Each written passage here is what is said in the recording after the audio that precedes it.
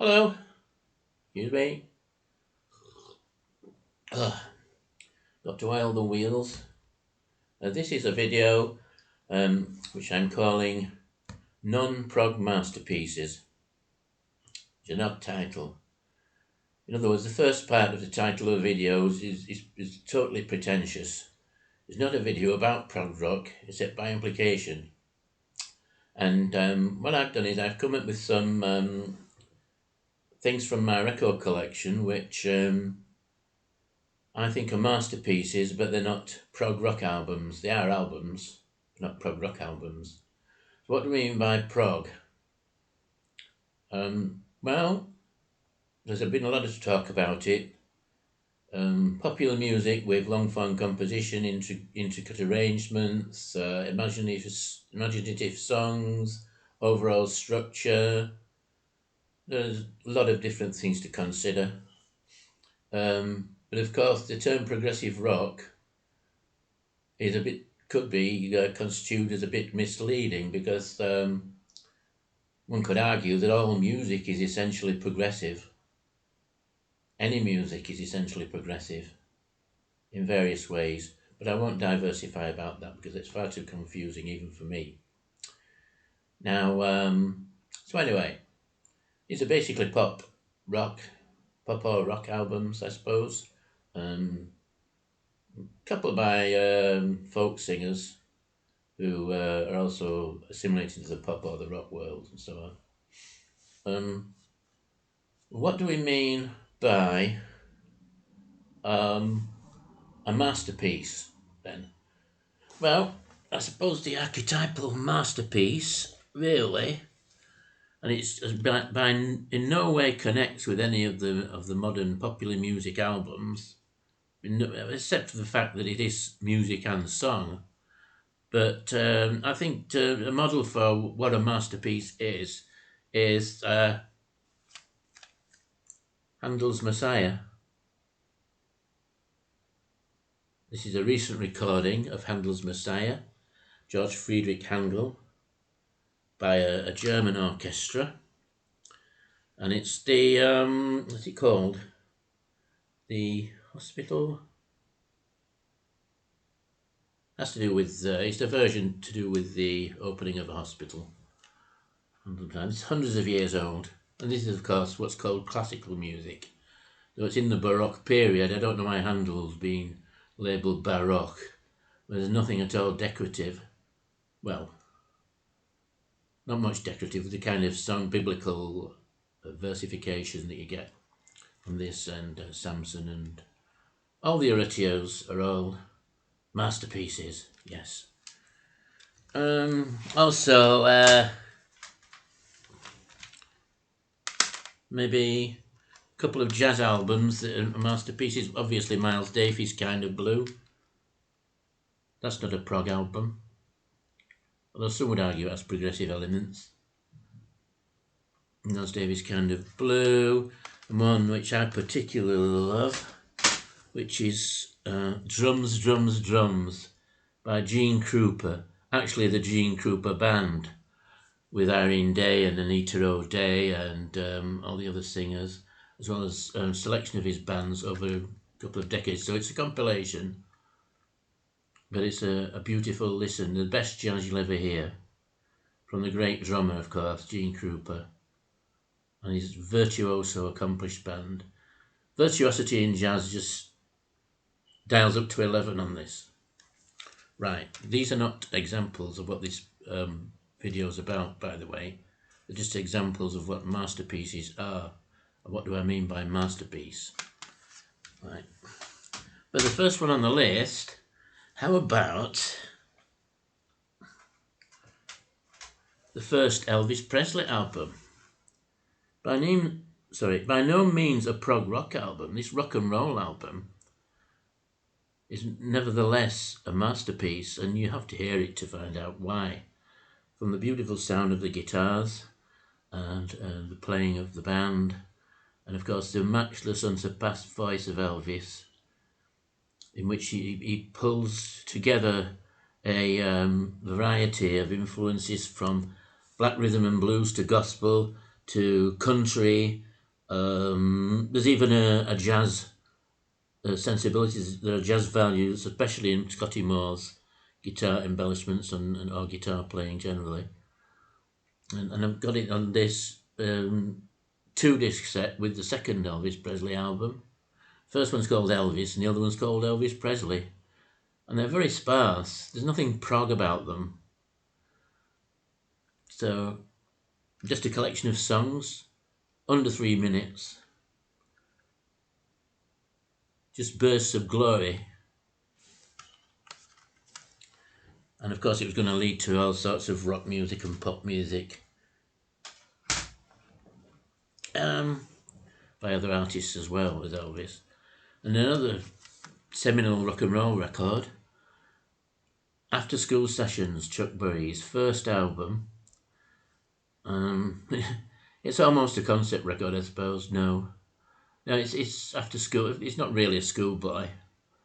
So calling it After School Sessions is probably to do with the song School Days, which opens the album.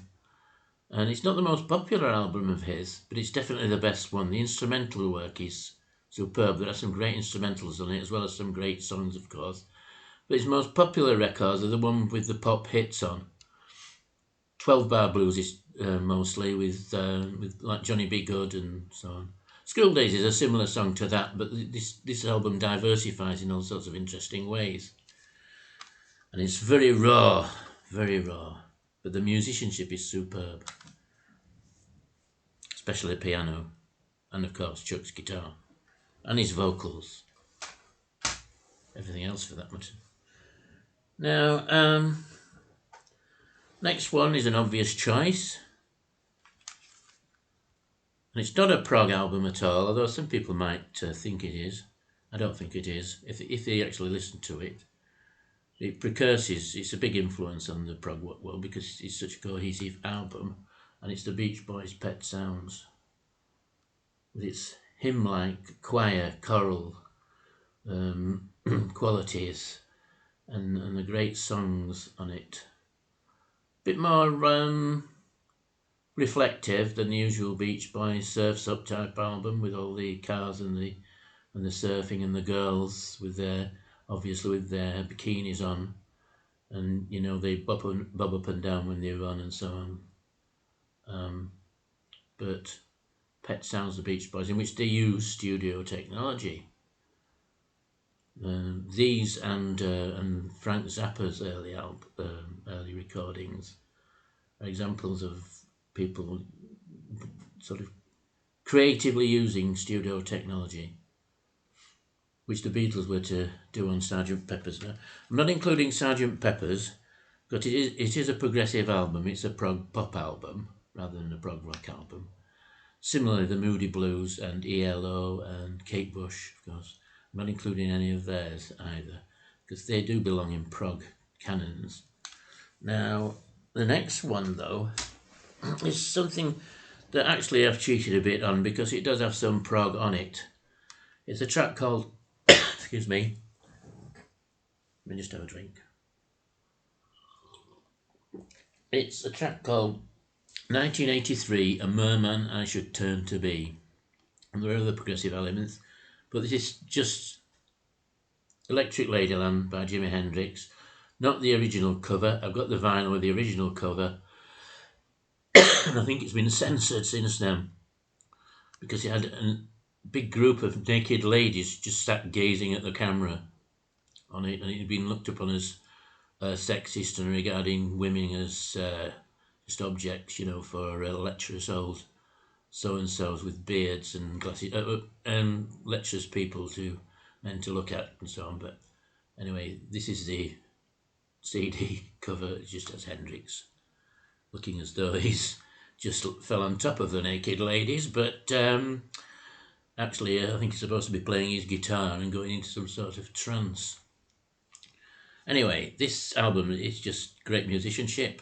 It's granted it's Jimmy's greatest album. The guitar playing is superb, and of course some of the best electric guitar playing you'll ever heard. There's the blues in it. There's all kinds of psychedelic moods and so on,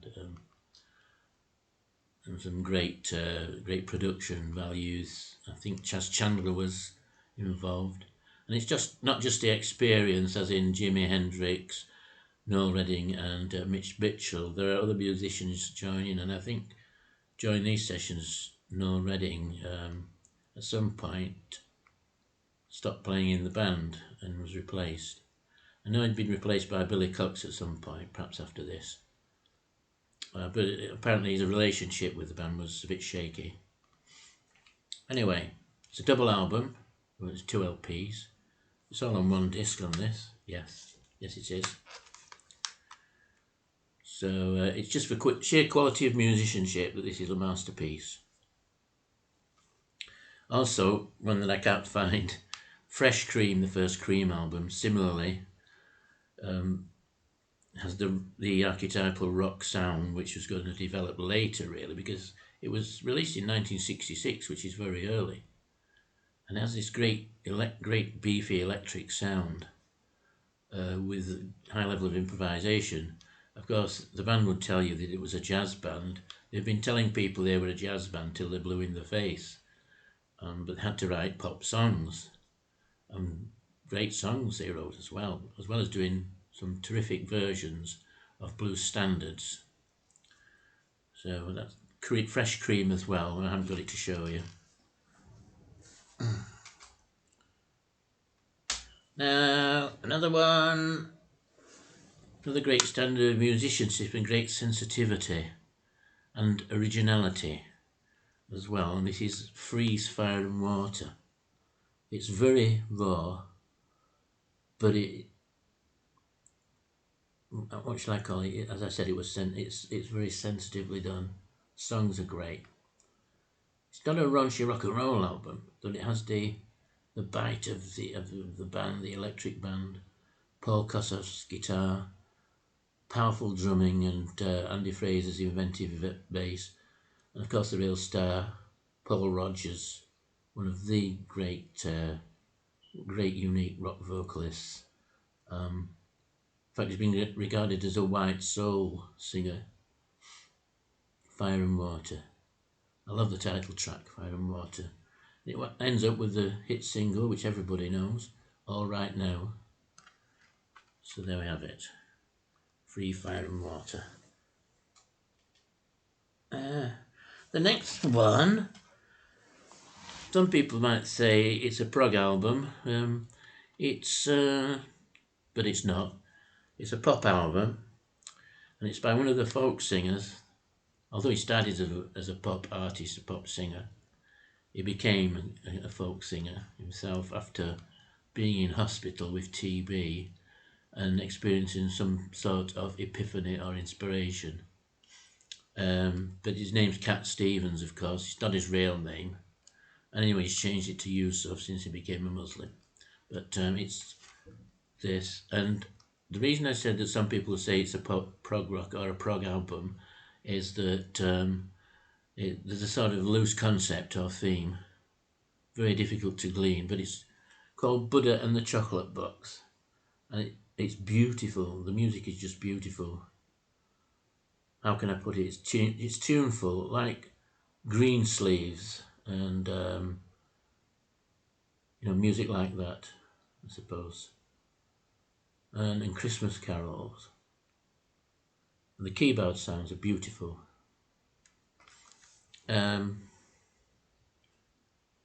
You also got, I don't know whether it's in this CD package, but there was on the back of the vinyl, which I used to have, there was drawings by Cat Stevens. He often did drawings for his albums, in which there's a little story of a little bodhisattva, all to do with making choices between spirit and matter. In fact, the theme for the album and the title was based on an episode in Cat Stevens' life when he was touring. He was on an aeroplane and he was reading the life of Buddha, I don't know whether it was Ashfagos's Life of Buddha or another one, but someone offered him a box of chocolates, or a chocolate from a box of chocolates, and he had to make the choice between carrying on reading or accepting the chocolate, and that's what gave him. He never revealed which one he did. Maybe he did both if he was clever, but that's what gave him the idea. There are some interesting themes in the songs,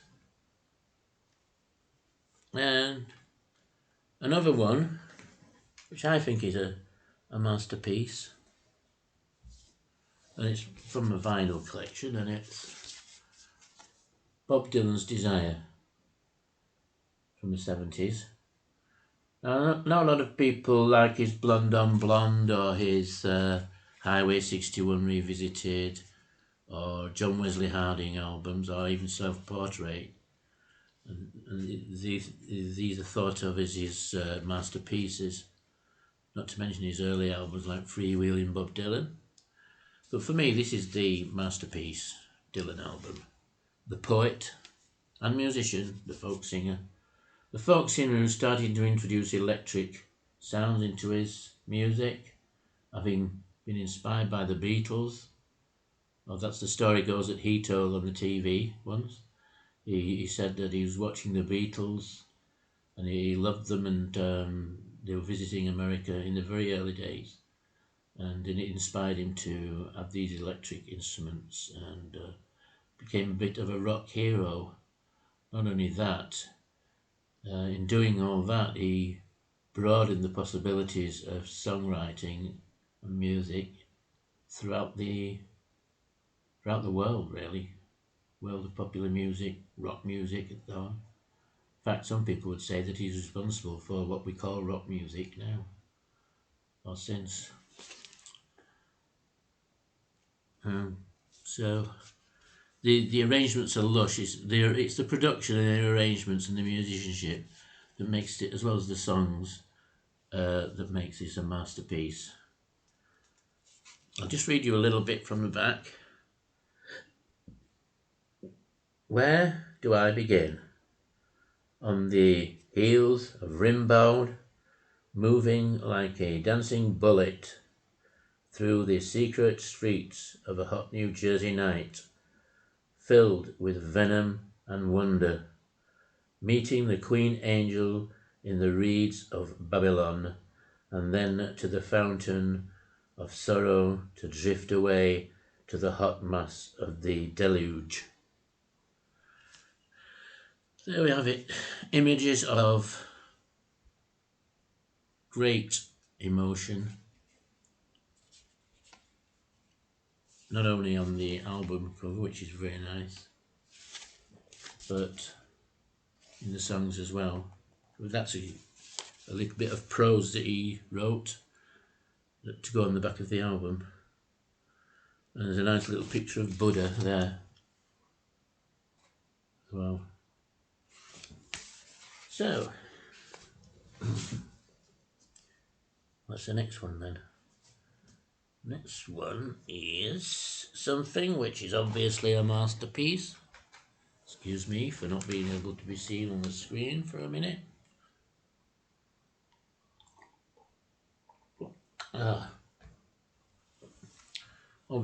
Something is always cited as a great masterpiece.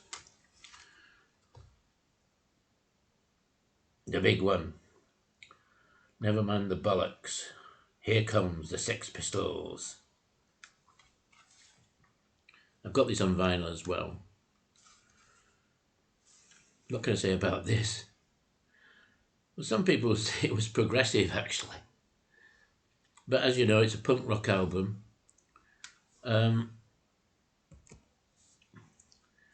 With John Lydon, who's a bit of an eccentric genius on the whole. He wouldn't like me to say it.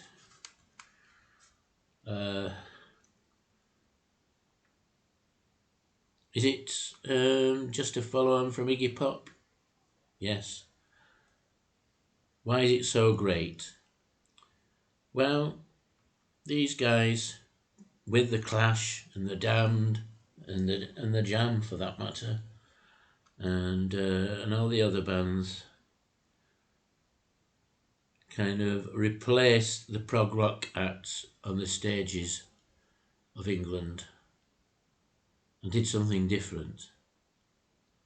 It was seen as a throwback to the 60s by some, but actually it wasn't. It was a return to the 3-minute song to a great extent, yes. But this music had a primal energy which is unmatched. And what a great drummer. Yeah. And a great guitarist. And great bass. And then there's the talent of John Lydon, who with Glenn Matlock wrote these timeless songs. Much simpler than what we call prog rock songs or Bob Dylan songs. But they're all intelligent and telling. Everything I say about this makes me feel foolish, because it really can only be accepted on its own terms. So that if you've not heard Never Mind the Bollocks, I'll send you the money to buy a copy. I won't really, so don't bother asking. Can't afford it. How about a masterpiece that was recorded live?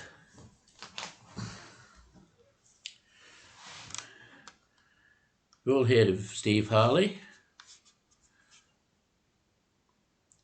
Steve Harley and Cockney Rebel, Face to Face, live album from the late 70s. And the reason I'm including this is there's such a wonderful selection of songs on all his albums, and of course he did great singles. But this is a much better production and performance of all those songs, or quite a lot of them. It's a pop rock album, I suppose, yes, with Steve Harley's rather weird songs. But I suppose some people would say it's has too many prog tendencies for me to call it a non-prog masterpiece, but this is a pop rock record, not a prog rock record. Is it prog pop? Well, some of the material on the albums is. There's not much of that on this. I can't completely keep clear of what is prog on my selection. Right. Another one, which is like the Sex Pistols one, but it's Elvis Costello, this year's model. This great talent, songwriting talent, with the attractions, great collection of songs, which has got a higher in quality than anybody you've ever heard while you're listening to it, anyway. Great rock album, yeah. Classified as new wave, usually. But it's very much a punk album in my book. The little four-eyed Irishman, I think his stage persona was very punk, and his song delivery as well. So I don't think he'd like me to say that, but there we are. So this is a great record. Fantastic songs, great band, of course the wonderful Elvis Costello. To me this is his masterpiece. That is his best album, anyway. I'm not getting very convincing, am I? Right. The last one is luscious horn arrangement and perfectly crafted cultural political songs of Searching for the Young Soul Rebels by Dexys Midnight Runners, a band that haven't done many albums. Yeah.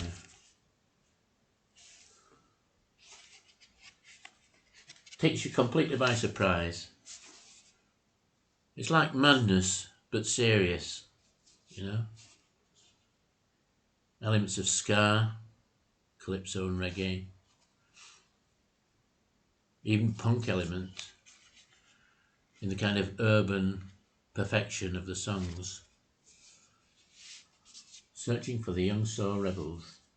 This gets overlooked and underrated, and it just gets ignored, I think, but it's one of the great albums. If you want the message, you see the boy in the front. That says it all, doesn't it? If you want the message, buy the album.